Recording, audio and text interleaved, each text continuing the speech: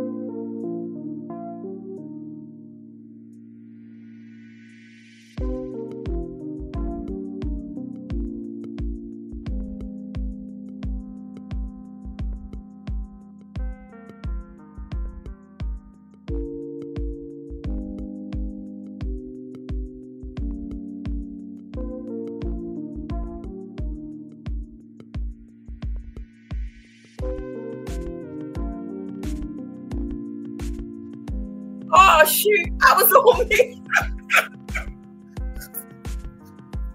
Is that why y'all was calling me? Raven, you ain't on your job. Raven said, we're not new here. We know it's our weekly thing. Why there is no sound. I'm just talking and talking and talking and talking. Rhonda, check your email. There is a link.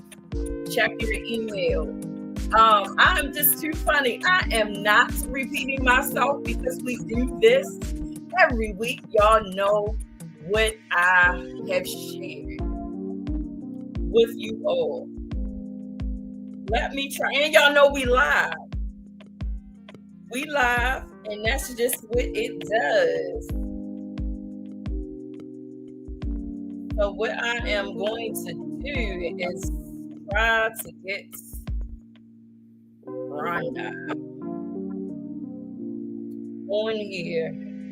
I just love the chat. I really do. So what I was asking y'all is, if you were here last week, is there anything that you thought about? Is there anything that, any questions that came to your mind? Any questions that came to your mind that you want to talk about on tonight?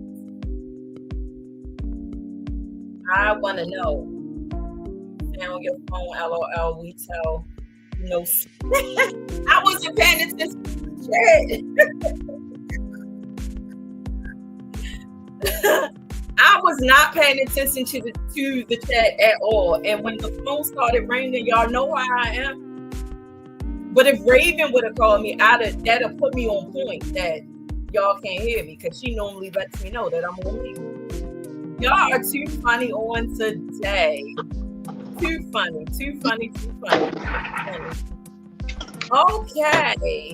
Okay, there is Renee on the screen. Bless your heart, because I don't want to waste your time. Girl, I didn't already been talking for a couple minutes on mute. I was actually sitting here watching you talk, but I couldn't hear a thing you were saying. I took and told y'all I was tired. Serena called me and was like, we can't hear. Look, we live. This is what you get, baby. We are live. No fool, no fun. I enjoy laughing intentionally. I just have a good time, and I will laugh at myself. I'm trying to tell you. But I love the PUS'HER community because they are funny. They was in the chat, and I ain't see none of it. You was just talking. I was telling y'all to go over to PUS'HERlife.org and take that pledge. Healing 1 million people, one person at a time. Go over to PUS'HERlife.org and take that pledge. I want you to take it. You're not taking it for me. You're not taking it for your friend. If you ain't pushing forward, you pushing backwards. You better know it on me and everything. If you ain't pushing forward, you pushing backwards. You ain't never lied. Say it out loud. Forward ever, backwards never. I love my PUS'HER community, my village. I love y'all so much. I really do. Y'all definitely keep me on my toes. Okay, so without further ado, because I know where you are and I don't want to waste your time, I want to get right onto it. And so after last week, I had a lot of thinking. I've thought a lot. I pounded on a lot. And there is a lot to the woman that you were to the woman that you are today. And I believe many people will be blessed to hear your voice. It troubled me a little to know that you haven't had been given or sought out a space where you can share your voice. And then when I thought about it, I thought back to what you said in God's time. And so that is what put me back in my place and didn't take it personal. But because I'm on the journey of healing out loud, I have to be authentic. I have to tell my truth as it is. And it troubled me. But not only did it trouble me, it encouraged me and it helped me. You know, God, thank you once again. Another blessing, another opportunity to do something unselfish, to do something that I've always done, and that is create a safe space for people to heal, for people to heal in their time and in their space. This is what I have now as being mature enough to understand that we all have different processes. And although we may go through the journey together, that does not mean we are on the same pace, or even in the same space, so to speak, because we all are individuals with our own individual emotions and beliefs and ideas and hopes and dreams that are unique to us as individuals. And I think throughout my life, I don't have no regrets, but I'm grateful for where I am today. And I have the tools and I have the maturity to understand that we all are different. Everyone is different. And so now I'm on a journey of loving without judgment. And what that means is just love unconditionally, no matter what. Why? Because we all learn different. We all process information different, which means is my patterns are going to be way different than your patterns. Your patterns are going to be way different than someone else's pattern. But nonetheless, we respect everybody in their individual journey, but prayerfully we can sojourn together and do this thing collectively. It takes a village, a healed village. It takes a healed community to be able to push people into their healing fast. That was fast, yes, loving without judgment. And shout outs to Veronica Jackson, who actually taught the workshop on loving without judgment, and which got my attention. Serena says, fact, you are truly living out loud who you have always been, thinking of others in their feelings. But I didn't really realize that that's what I was doing until now. I didn't realize that who I am now, I've always been. And I guess I didn't really put the two together because I wasn't mature enough to handle the responsibility that comes with that, for real. So I'm grateful that I was ignorant, even in my gift. I'm grateful that I didn't know everything at one time during that time. And I thank God for this moment right now, because the power of forgiveness, I know that when I talk about it and when I think about it, I associate it with my experiences with some of y'all, because those were my real life experiences. And I'm just hoping that whatever is in your heart to share about forgiveness, about the power of forgiveness as it relates to your journey, then and even now, that this is your time, this is your space, simply just for you to say whatever it is that is in your heart, to say, this is your time. Hi everybody. First, let me say that the word forgiveness, it's a small word, but it's not a small word. It's a word that is life-changing and it's life-altering. It's mind-blowing. When I think about forgiveness, there are so many different aspects and so many different platforms that I could speak about forgiveness on. But I think the one that I would like to choose is the forgiveness that I had to give to myself. When I had the machines to make the noise. When I finally took the time to process and digest my incarceration and the crime behind my incarceration and everything that came with it, it was a lot. And when I say it was a lot, it was a lot.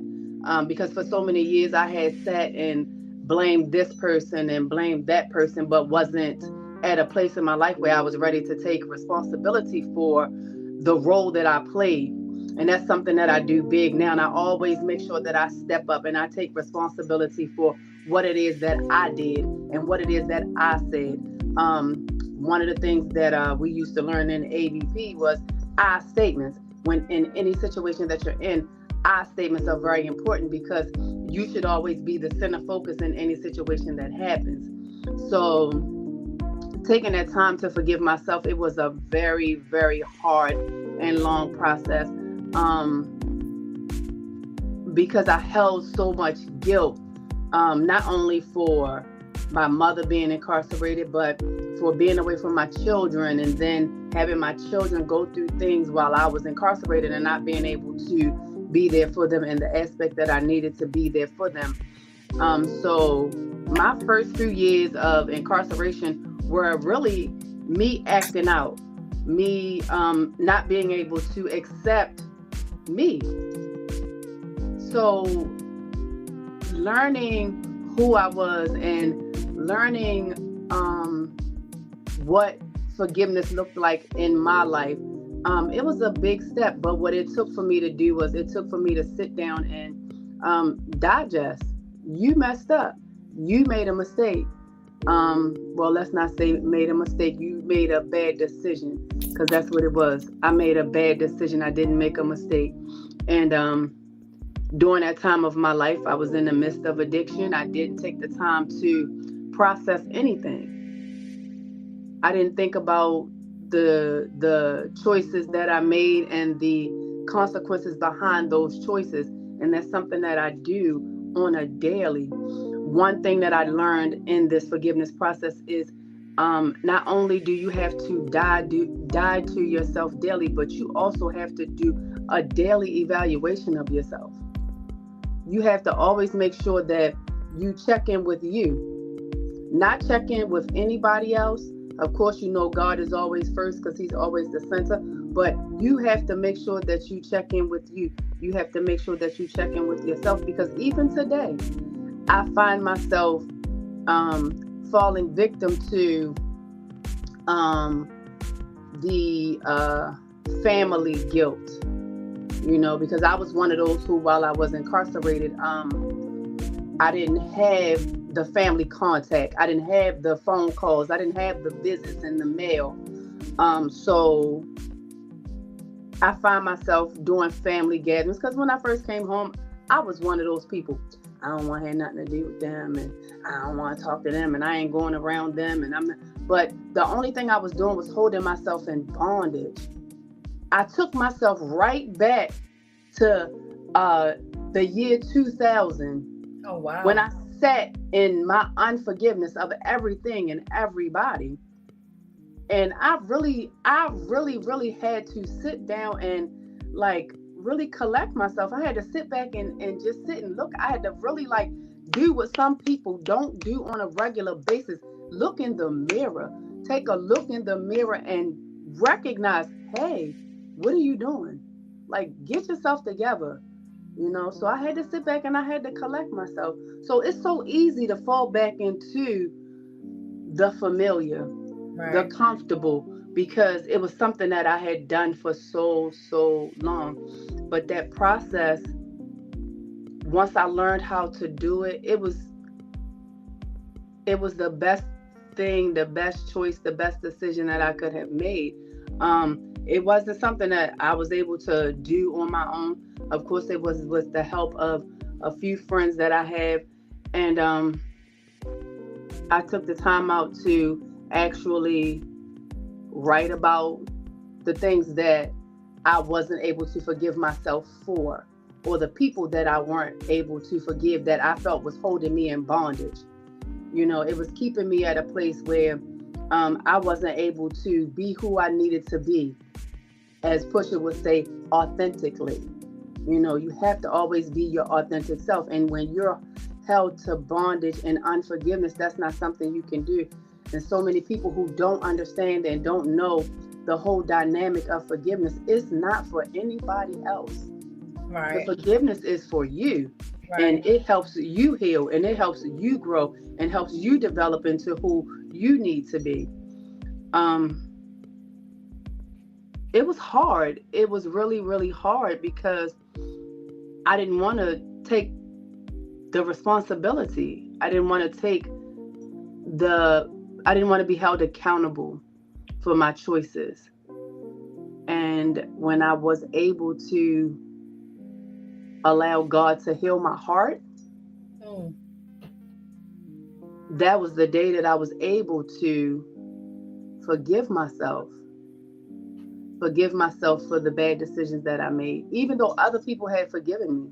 Right. Forgive myself for the bad decisions that I made. I had my daughter, my oldest daughter, she's deceased now. She was about 19 years old, and we were having a conversation on the phone, and she grew up with her grandmother, so things weren't easy for her. And we were having a conversation on the phone, and she said one of the most profound things to me, and it pierced my heart, and I still get emotional today when I think about it. She said to me, "Mommy, it don't matter what you do. You're my mother and I love you. And nothing will ever change that." And when she said that to me, that was kind of an icebreaker for me. It was kind of a place to take me to, if these people who I have done things to impact their lives can forgive me, who am I not to forgive myself? Wow. Who am I not to forgive myself? And that's when my journey started. That's when I got to a place where I was able to not look at the other people for things that they did when someone did something to me or hurt my feelings or whatever the case may be. The same way that I was so dead set on not forgiving myself and holding myself in hostage and things like that. That's what I used to do to people.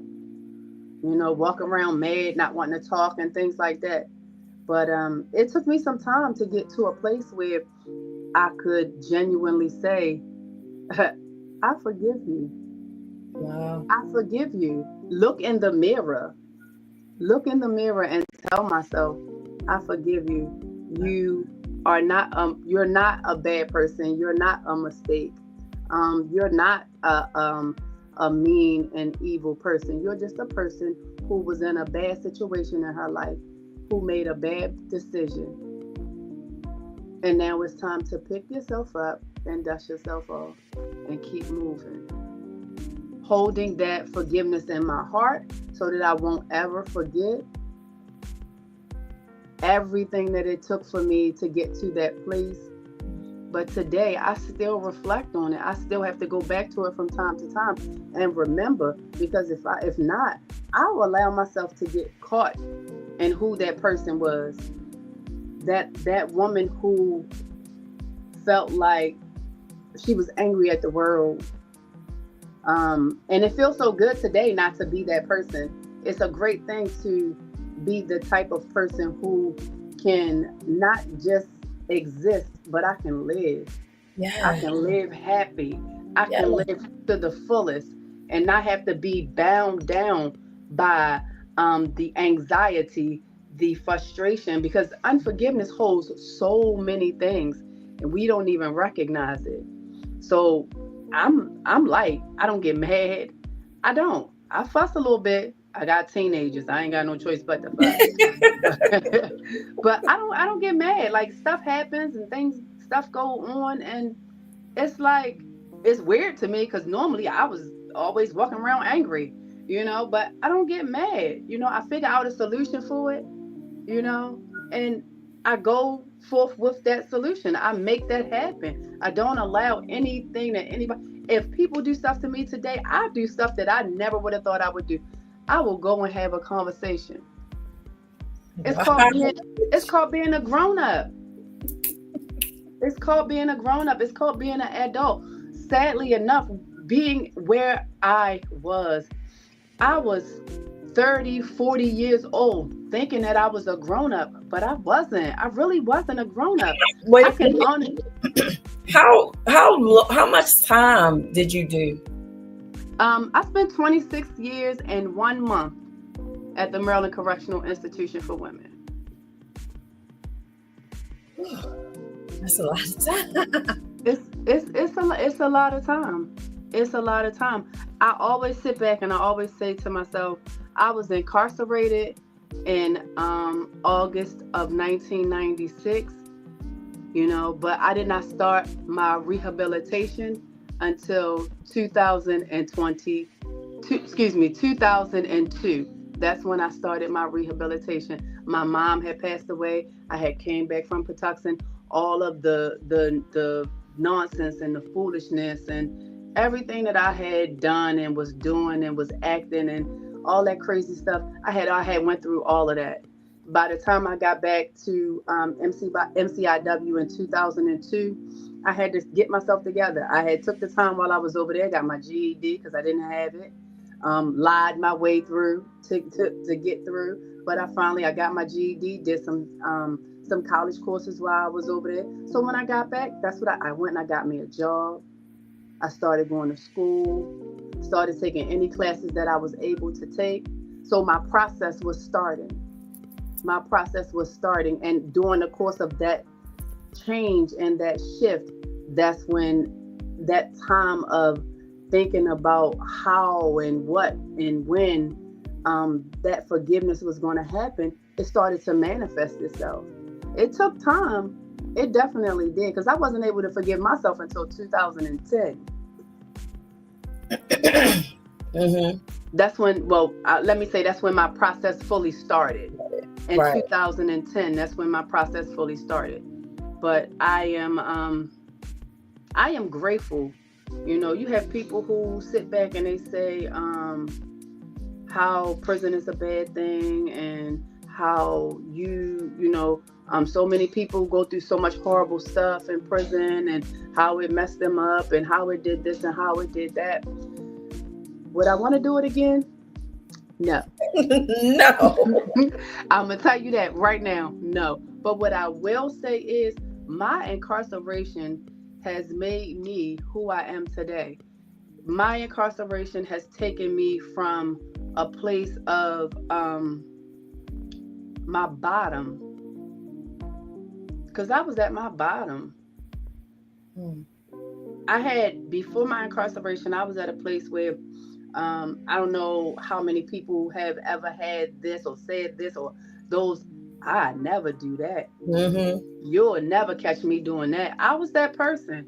I ain't never doing this and I ain't never doing that. But when I was at the height of my addiction, I was that one out there doing those nevers. Mm-hmm.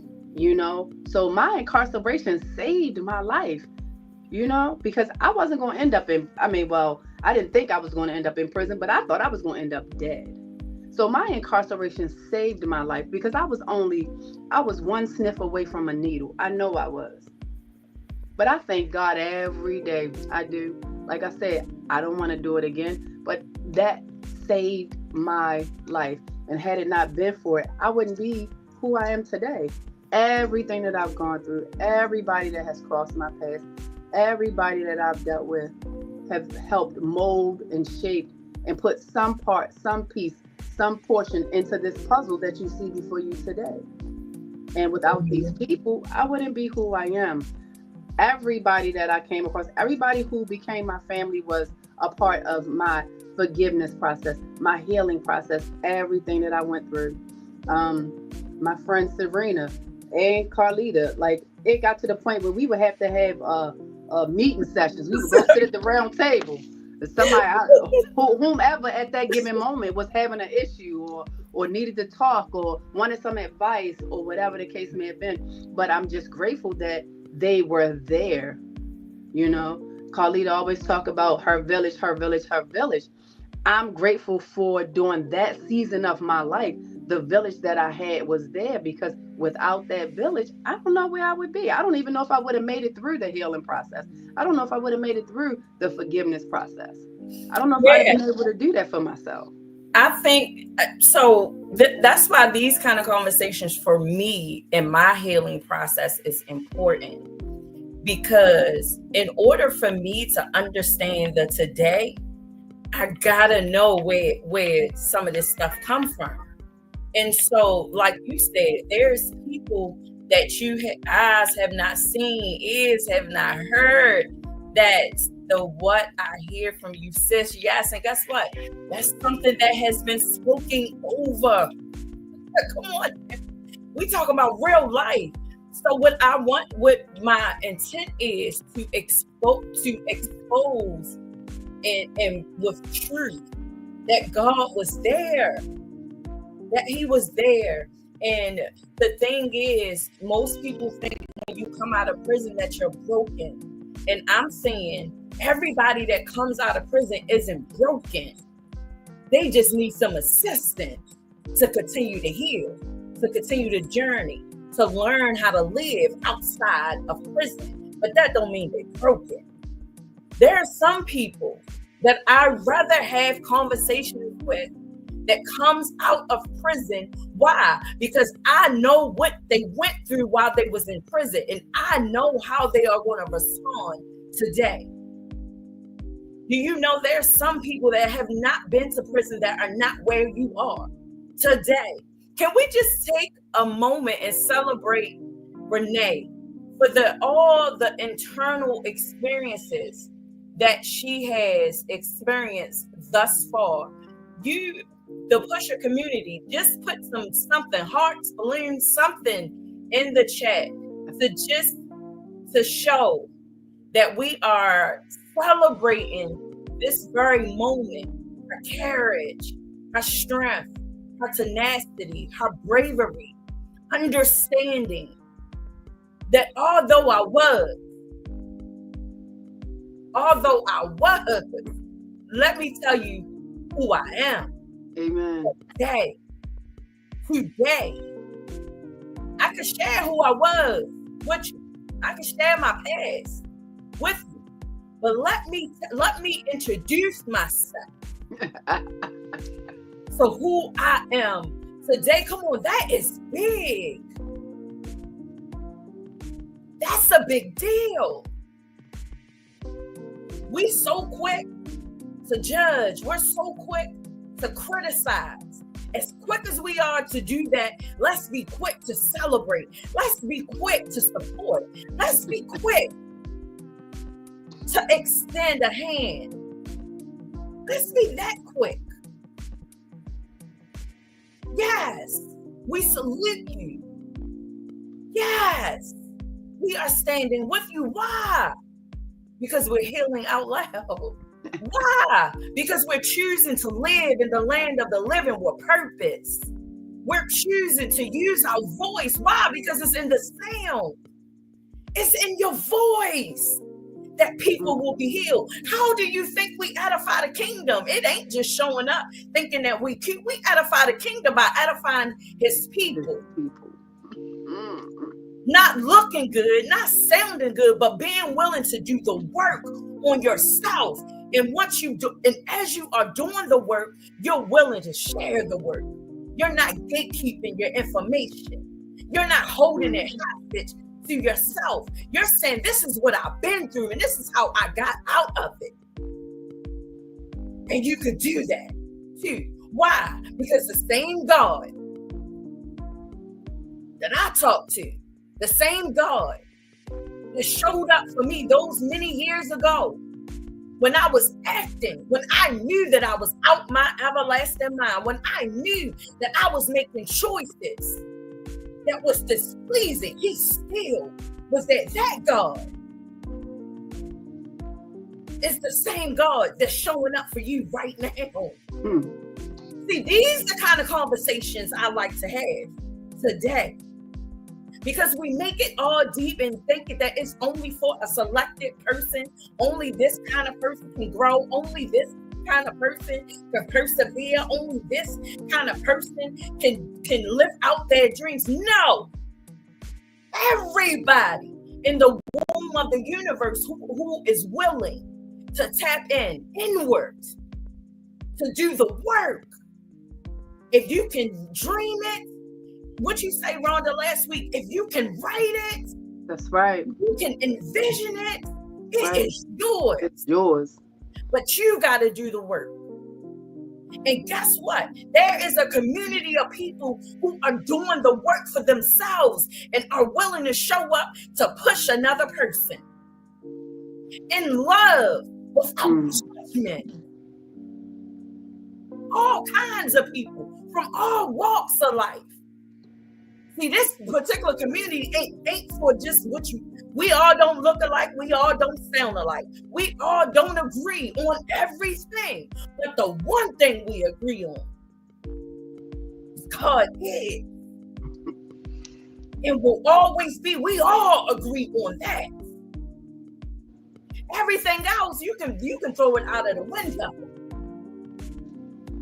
This is why you, Renee, you, Rhonda, your voice is important, not just to the community that you live in and not just to the community where you come from, but to every person that has a heart and heart. Every person that is walking around here mean and mistreating and mishandling people, they need you. Why? Because they showing up thinking they got it together. They showing up thinking that they all that. Because they showing up and looking the part and doing the part, but in the inside, they a hot mess. You got the remedy. You got the ABC tools. That's why I do what I do. Because it worked for me. And if it worked for me, I know it will work for the next person. But you gotta be receptive. You gotta be receptive. A willing heart, that's it. That's it. I say it all the time. I have met more women who are whole inside versus in the community. Amen. That's amen.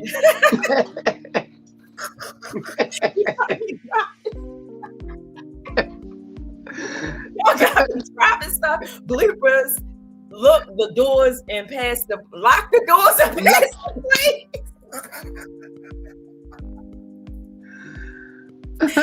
No, and lock the doors and pass the plate. I ain't playing with them.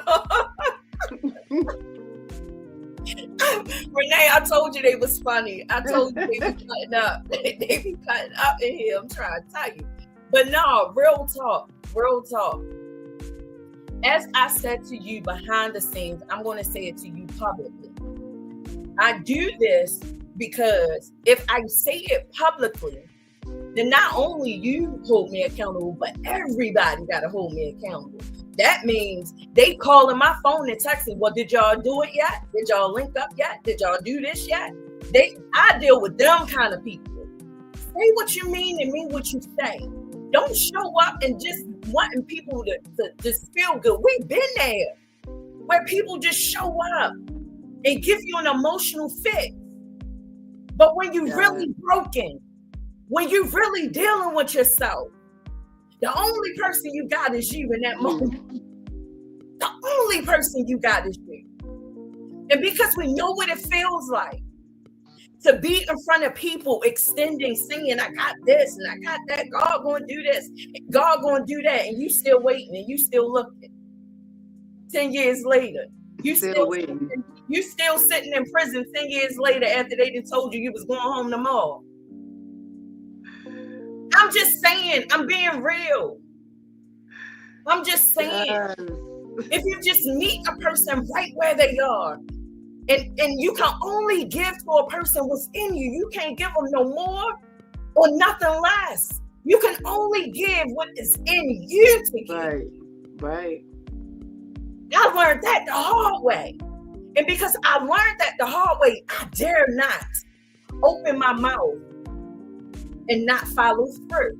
And so that's why I don't keep no secrets with this particular community, because I know that they're going to hold me accountable.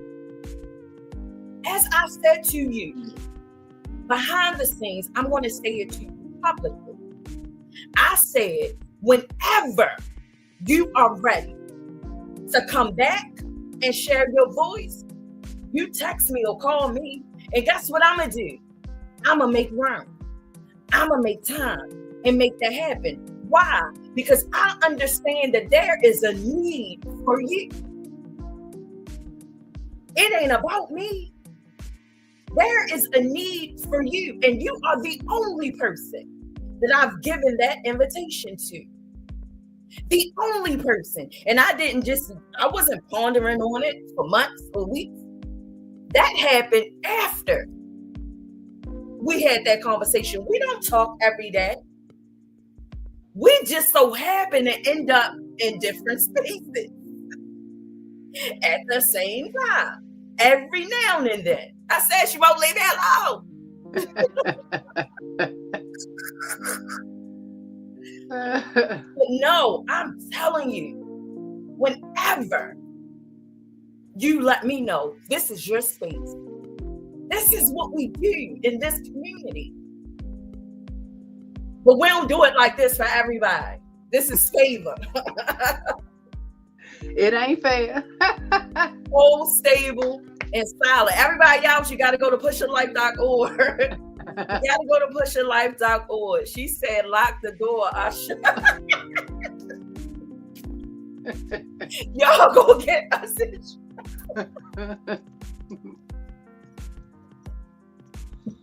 Y'all play too much. Y'all play too much. That's how you, and I ain't even started this time. That's y'all. Y'all are cutting up on this evening, and I appreciate it. I love the energy. I love the participation. I do not take it for granted. It helps ease the nerves and all that stuff that be going on. When you see how you can bounce back, you can get serious, you can laugh. It's life. This is right. Rhonda said last week, I love my life. And I was like, yes, I got excited. Like it was my life. But to hear it, knowing, I remember, and I am so excited for you. I am so genuinely, I am happy for you, not for the external. I'm speaking internal. To hear you, I told you last week, you look different. You sound different. Come on now. It's nothing but God. That's all I can say. It's nothing but God. It's always been Him, but you have decided to do the work. You got to do the work. You have to do the work. That's the only way you're gonna get it in. It feels good. It looked good on you, sis. Thank you. I appreciate that. I definitely do. It looks good on you, and I will be your cheerleader in the background. I will show up. You text me, you call me. You need assistance. You need whatever you need. This village will help you. Will help you. Like you said last week, closed mouths don't get hurt. I already told you, you have to take the initiative. And we gonna do our best. I'm gonna do my best. I'm speaking for myself. I'm gonna do my best. But if I know I show up, I know who's showing up with me.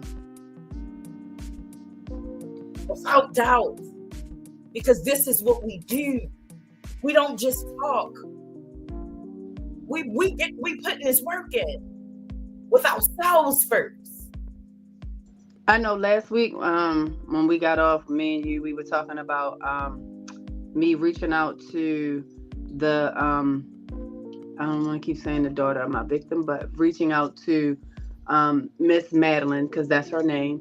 Right. And it took me a minute. I tried and I was looking in, because I'm like, everybody got some sort of social media, because she's a pastor. So I'm like, everybody has some sort of social media. I have found her. So I'm just going to say, you in the community, be prayerful so that God can give me the unction to actually reach out. I know she knows I'm home, but it definitely has to be spirit-led. So be prayerful with me, because we're two or more gathered. So just be prayerful with me. So when the time does come for the steps to be taken to reach out to her, that her heart is receptive, her mind is open, and she is willing, ready, and able. So I don't expect anything less. Like I said, after all she went through for me, she even spoke at my parole hearing. So a lot was done for me from her. So I don't expect anything less. But, just like anytime a seed is planted, we have to prepare the soil, and the preparation of the soil comes with prayer. So pray with me. That's all I'm asking. Wow, I didn't know it was gonna go down that fast. That you was going. I didn't even think that you would even. I knew that I was struggling with. I was talking about this earlier today. I was struggling with, should I call you or not? Because I struggled a little bit, a little bit emotionally.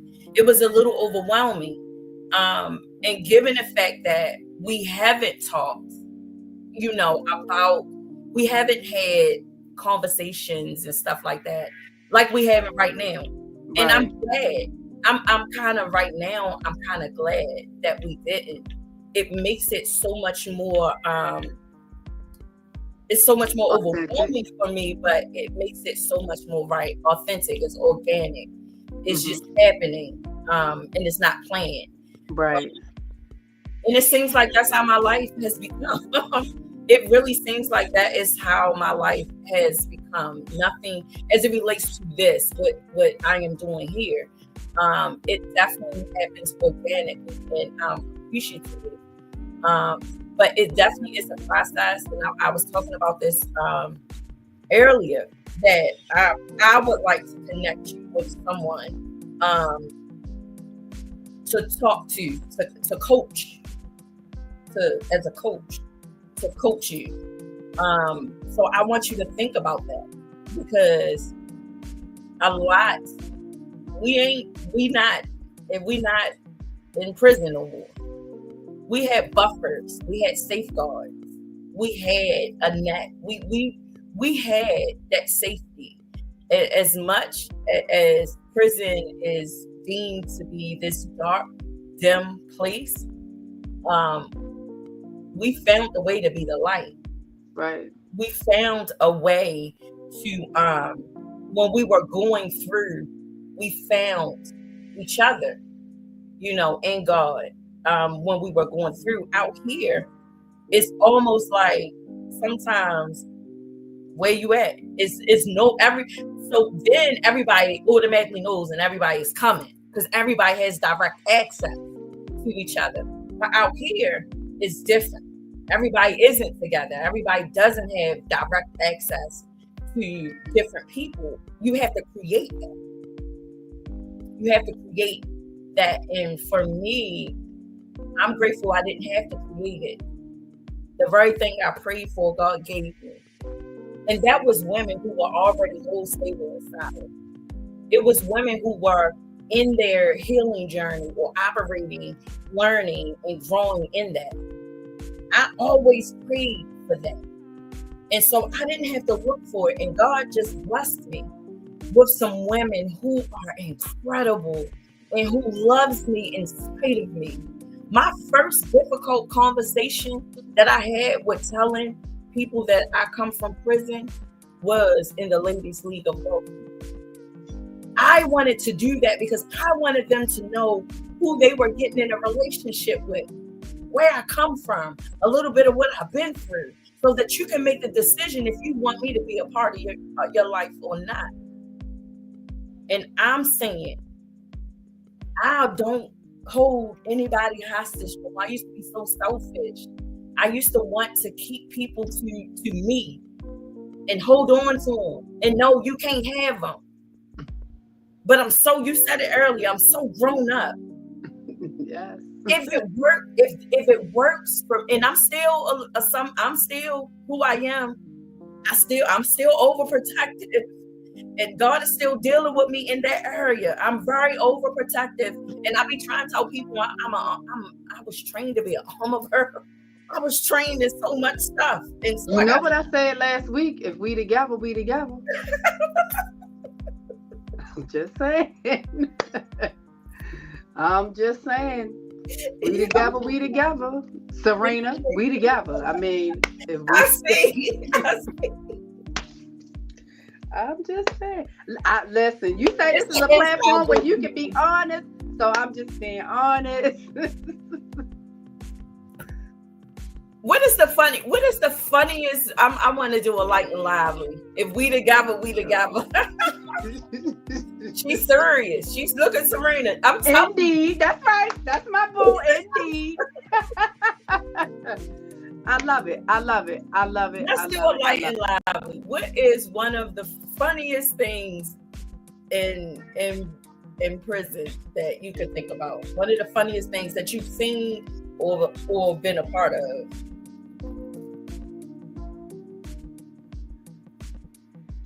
One of the funniest things that I can remember or think about when we were incarcerated, it was a good thing, but it was hilarious.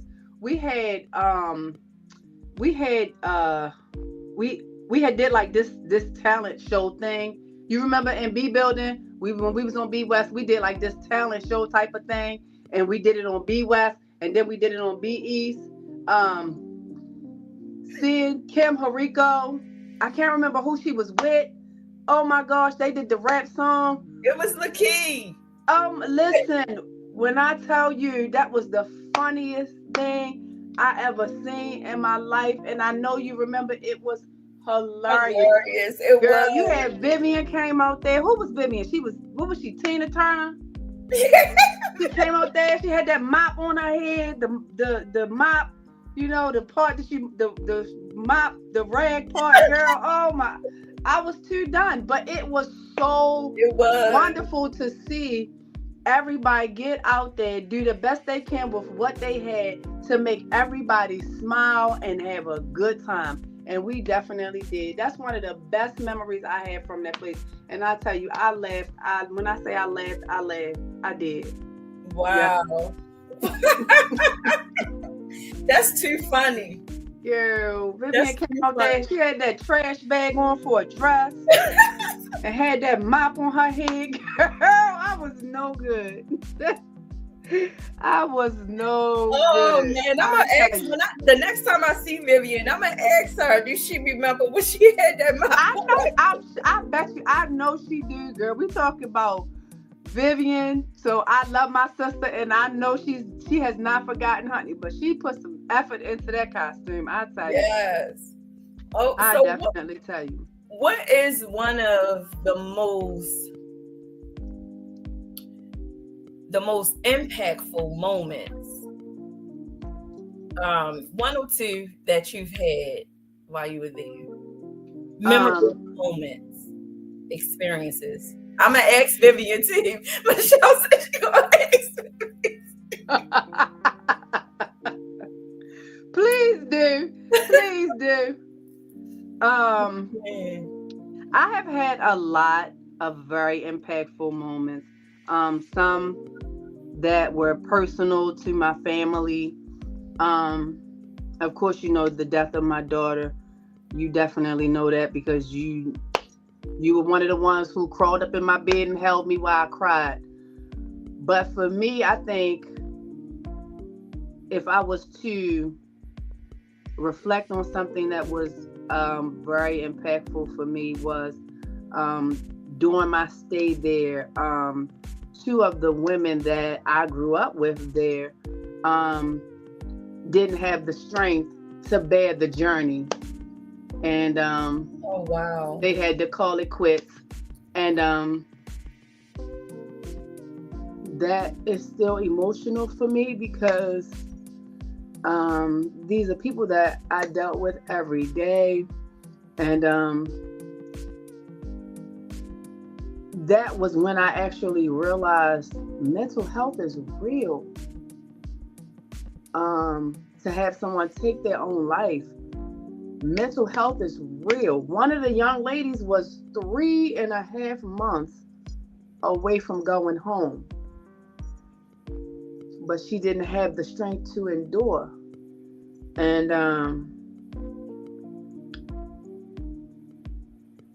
when that particular young lady decided to take her life, you know how some people be like, oh, the clouds open up and the skies and you sit sometimes and you be like, yeah, no, that's not true. No, that was true for her. That was true. It went from sunshine to darkness and rain in a matter of seconds. And just like that, the sun was back out again. Yeah.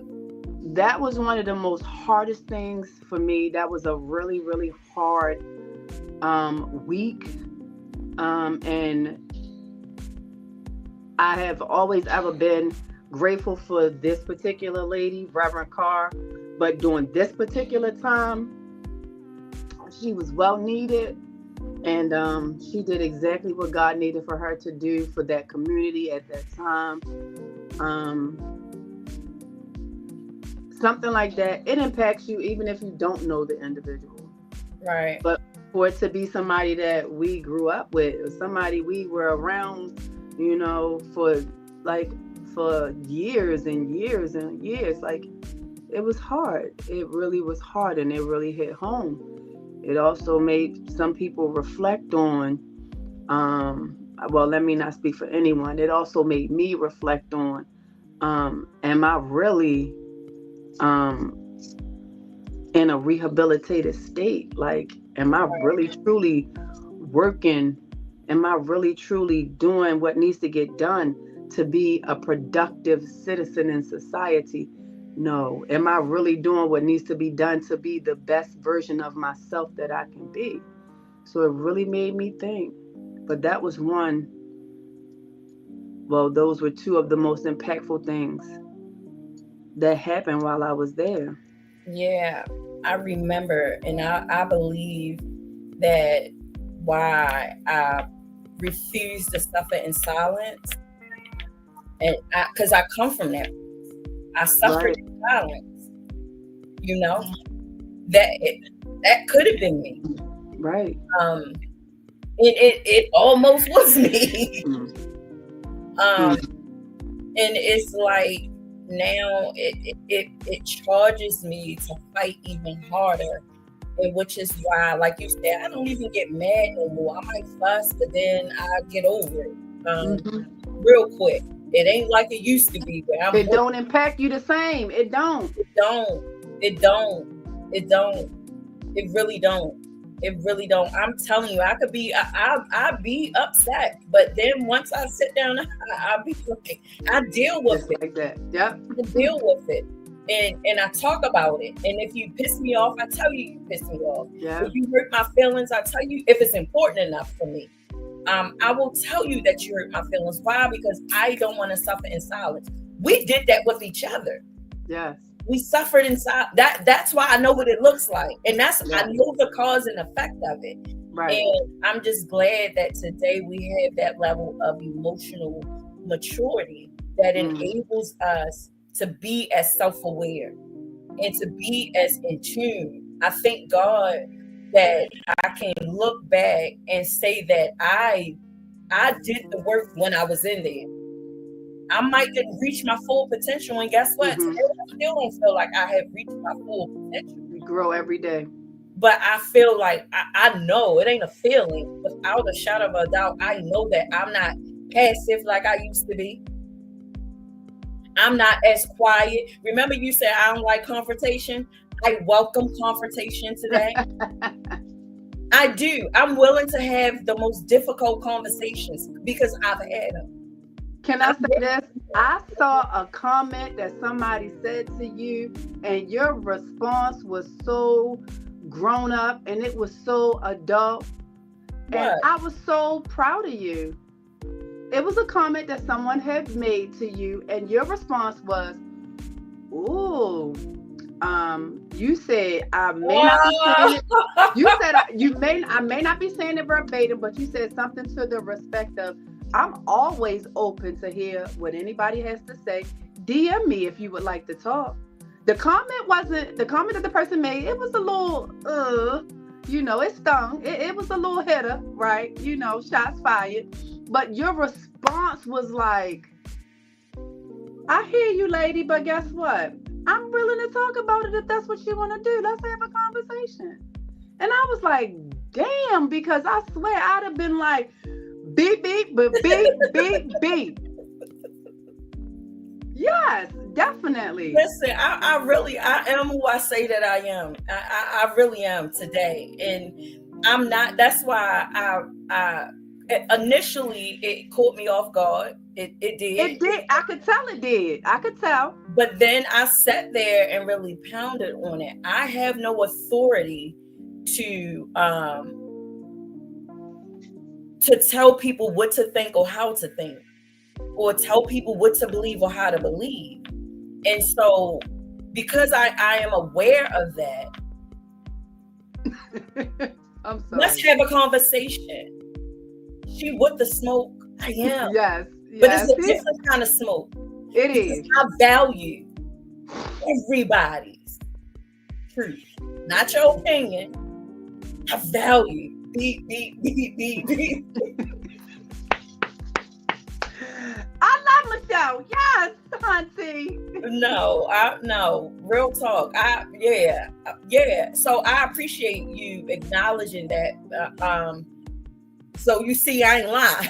Right. That's why I had to throw that example out there, because yeah. Because it definitely caught me. I am willing to sit down. I've heard people say some things to me that I didn't like, that made me uncomfortable, and I sat through it. Why? Because that's your truth. Why? Because when I want to speak my truth, I want that same thing. And I want to be able to walk away with a decision, because let's be clear, I am on this journey, and I am real and I am raw. But everyone doesn't get the opportunity to participate in my intimate space. Everyone doesn't get the opportunity to say that's my friend. Because if I am your friend, I want you to know what makes me your friend. Did we talk about it? Did we build? Are you getting to know me? And if you are, what is it that you know? Because you teach people how to treat you. Because if you really know me, then you are learning me as I am. Why? Because I'm learning myself. We're learning together. Yes. And so I'm willing to sit and have difficult conversations. Why? Because that's where forgiveness takes place at. That's where healing takes place at. That's how people can move forward. Those of us that can't move forward on our own, that feel like we need some type of closure and all that foolishness, I'm willing to do that. Yes. For your healing. I am for your understanding. But let's be clear. When I say I'm not the same person, I'm going to stop saying that, because I am. I'm just mature. And instead of proving myself, I'm just simply being myself. Right. I am the evolved version of myself. Right. Instead of acting like I am okay, I am telling you what the deal is. And if I don't want to go into detail about it, I simply don't. Not today. Oh, I show up myself everywhere I go, and I do not today apologize for it. I know people used to me being passive. They think. I know people are used to me just being one way, but no, I speak up. But I only speak when I got something to say. I'm still quiet. I still will let you say whatever you have to say. But if I, in my heart and in my spirit, isn't lead me to speak, I won't speak. I won't. Suppose you allow someone to speak their truth and not let you give yours. How do you grow up and handle that? Because I'm going to be angry bird. No, I just said it. So I just said some of us don't. We need to get that, but I'm in a place where, oh, that's my big sister. Yup. She in the building. Texas in the building. Texas is in the building. I'm telling you, I have been in conversations where it was one-sided. I had to sit there and listen to the other person, because my big mouth said, if you do not want me to speak, make it clear. And the person made it clear. They didn't want me to say anything. And I had to sit in that and take everything. And I ain't like nothing about it. But I respected it. And then after I hung up, Guess what I did? I cussed and I fussed to myself. I got it all out. Everything that I wanted to say, I got it out. Oh, it's coming out. I got it out. But guess what? By the time we came back and had the second conversation, she heard what I had to say. But guess what? If I would have responded in that moment, it wouldn't have been fair, because I would have been in my flesh. I needed to get that part out. So by the time I came back to have this raw, real, difficult conversation, I was speaking from a healed place, and not my emotions, not my ego, not my pride. That's the difference. That's the difference. And sometimes we got to be willing to practice our right to remain silent. We have to. Why? Because your healing is dependent upon it. Sometimes whatever it is that you got to say it to yourself. Why? Because when you say it to yourself, you're putting yourself in check. Because when you listen to yourself, you realize how ridiculous you sound. And you realize how much energy it took for you to get all that energy out behind all those words. And you could have came from a calm, peaceful place, not investing so much of your energy. I'm telling you, I'm grown up. I'm not that little kid no more. I question people. It's okay when you don't understand something. I don't care who it is. It can be the Pope in front of me. If he's saying something and I got a question, call me Thomas. I'ma ask him. Why? Because you're in front of me saying it and I don't understand. See, back then, you can say whatever you want to say. I'm going to believe it. I ain't going to question you too much. And if I don't believe it, you ain't going to know that I don't believe it. I ain't going to touch it, though. But today, I don't operate like that. I don't operate like that. And like you use the word training. God equipped me. God prepared me.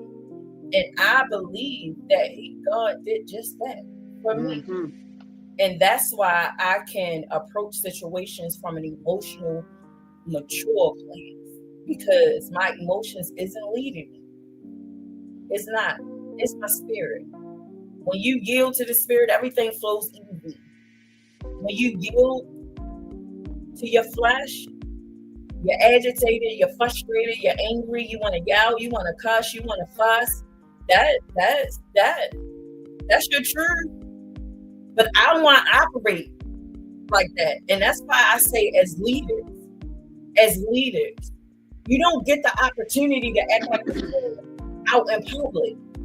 If you angry, everybody ain't got to know that you angry. Why? Because you got a responsibility. They ain't got to see how raw your anger can get. You got a place for that. You got a buffer for that, where you can release that, because you're human. It got to come out. It's going to come out. So why not get it out in a safe place? So by the time you show up in a place where they piss you off at, you showing up in love. You showing up in peace. I ain't got time for that, because tomorrow is not promised. I've been in a hospital twice since I've been home. I ain't got time. I ain't wasting my oxygen trying to figure nobody out. Well, you could just tell me. I ain't wasting my time, my thoughts, my creativity, my time, concerned about why you don't rock with me, why you have this misconception of me. I'm not doing that. Why? Because tomorrow is not promised, so I'm not going to take this second for granted. I appreciate the air that I breathe. Rhonda, you know what I appreciate? The fact that I can step outside of my house and I don't smell diesel. Yeah. See, they don't understand that. I appreciate that I can walk out. I ain't walking out barefooted though. I ain't doing that. But I appreciate that I can walk out of this place and I ain't got to play hopscotch to get to my destination. See, they don't understand. It's even little things like that that's traumatizing. Yes, it is. It was.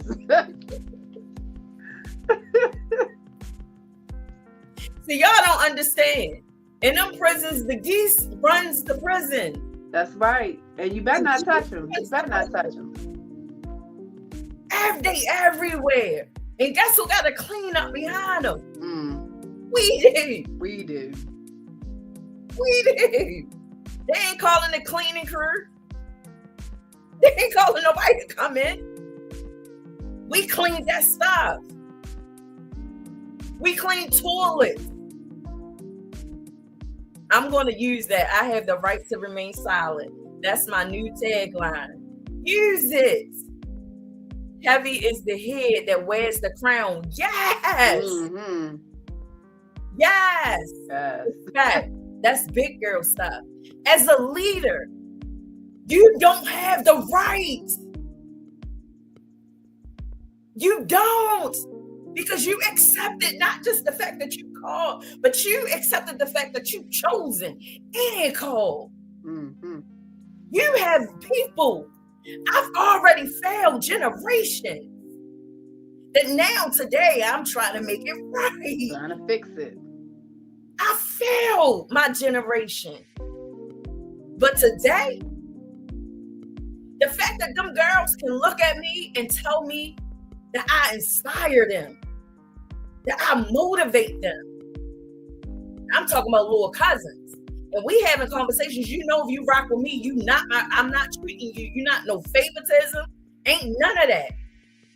You're going to get this work. Raven, remember that time they chased us across the line? So you in the chat, y'all got experiences with the geese. Yo, y'all got attacked by the geese. Y'all ain't never told me that. Y'all got attacked by the geese. Bless your heart. Y'all know what we went through. Exactly. Yes. But without further ado, girl, I could talk to you. I didn't realize I could talk to you. Wow, this was so easy. This was just so, girl, you don't understand my spirit, my soul. We are over time. I do not like keeping people over time. So I apologize, but this just has been memory lane. And this is what this journey is just about, remembering, and not to show, to demonstrate how to look back. Not go back, but how to look back and still be present. This is how you do that. That was the intent last week, and that was the intent this week. To be able to talk about things that may trouble the waters of your heart a little bit, but you're still present. It don't mean you're broken. It just means you're still a little sensitive in this area. It doesn't mean we need saving. It just means in this moment, we are reliving moments, but we're present. Yes. In the now. Don't get it twisted. So when you pray, make sure you're praying right. That's right. It was a wonderful episode. Didn't even notice the time. Yes, I didn't even. I know. Asking to you all to forgive me. I thank you for your time. I thank you for your losing time with us. See, when you're having fun, you just get lost. And time isn't a factor. Bring her back. Also, I got the beat now. Bring her back. But no, really, I meant what I said when I extended the invitation. Rhonda has a direct invitation whenever she wants to get on this platform. She can call me directly and I will make that happen. She can text me directly and I will make that happen. Everybody else got to go to PUS'HERlife.org. Go to PUS'HERlife.org. Go to contact us, and that is how you can get on. And if you want to book me, for speaking with whatever, and I don't know how she feel about it now, but Renee also used to do liturgical dance as well. She actually did it before me, I think. Did you do it at Patuxent too? No, I didn't. Oh, okay. So yes, she definitely was a part of that liturgical dance squad with Elder Denise, who's oftentimes in the chat, who's oftentimes showing up in supporting and pushing as well. So I appreciate you all, and so y'all heard the invitation. So y'all ain't got to keep telling me to bring her back. She's coming back when she's ready in her own time. So that it can continue to be organic. Bring her back, bring her back. I got the beat last week, I messed it up. But yes, to answer Mrs. Prince, all the way from Texas, yes, you do hear rhythm in the background. We've upped it. Let me know what you think, and I'll do something different. But in the meantime, in between time, I appreciate everybody. Renee, thank you for getting lost in time. My apologies. Welcome. For where you are. I just got caught up and forgot to track the time. But I definitely appreciate your bravery, your courage, your voice. You just giving us your heart. And we do not over here in this particular community take that lightly. Serena, I thank you for showing up to show your support. And thank you. She said this was beautiful. And I hope to that y'all continue to tap in because this is what we do. Every Wednesday at 6:30. I appreciate y'all. I thank y'all. With that said, Rhonda, is there anything that you want to say to anybody? I just wanted to say thank you to everybody, to your village. Hats off. I appreciate you guys because you guys welcomed me with open arms and done like most people who Carlita connects herself with, treated me like family. So I definitely appreciate that. I just want to toss this out here. I want to see if it's a possibility that I can bring my daughter on so we can do how reunification works for the incarcerated or the newly released. So something of that nature. But PUS'HER, we'll talk about that later. Yep, that's all you got to do. Whatever it is that you want to do, I'm telling you, it's yours. All right. Bring her back. Bring her back. Michelle, I love you. It is your girl PUS'HER. If you're not pushing forward, you're moving backwards. Say it out loud. Forward ever, backwards never. No, really say that thing out loud. Forward ever, backwards never. Have you gotten your copy of It Takes One to Know One workbook and journal and people PUS'HER?